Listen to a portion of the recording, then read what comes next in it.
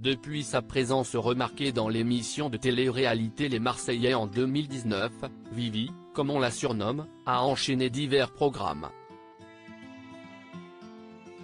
Cependant, à l'heure actuelle, elle a décidé de ne plus s'impliquer dans des émissions de télé-réalité et préfère s'épanouir sur les plateformes comme YouTube, TikTok et Instagram.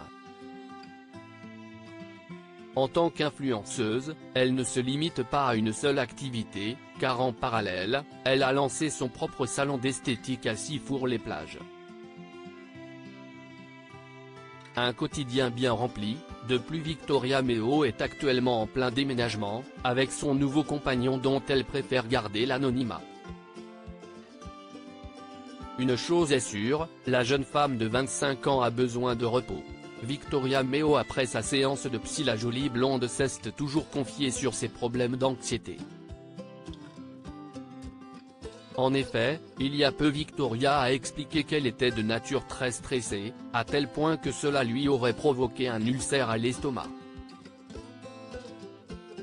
Peu de temps après, la jolie blonde s'est absentée des réseaux sociaux, pendant quelques jours, de quoi inquiéter sa communauté. Aujourd'hui, elle continue de se faire suivre et a également souhaité consulter un psychologue. Sur Instagram, elle en dit plus après être sortie de cette première séance: « Je sors de ma séance chez le psy et il vient de me dire que j'avais tous les symptômes d'une pré-dépression.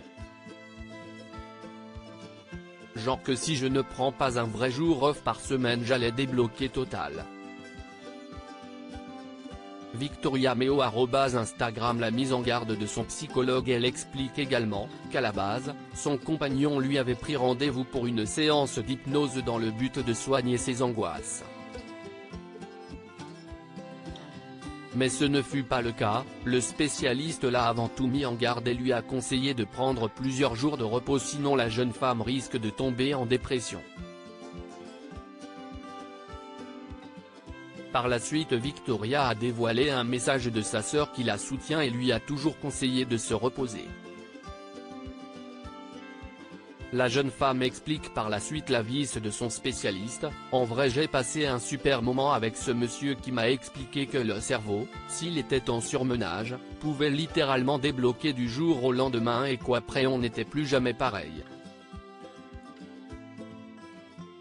Et que surtout le travail, s'y est bien, mais qu'il faut savoir profiter du moment présent car le temps ça n'a pas de prix, ça ne se rachète pas.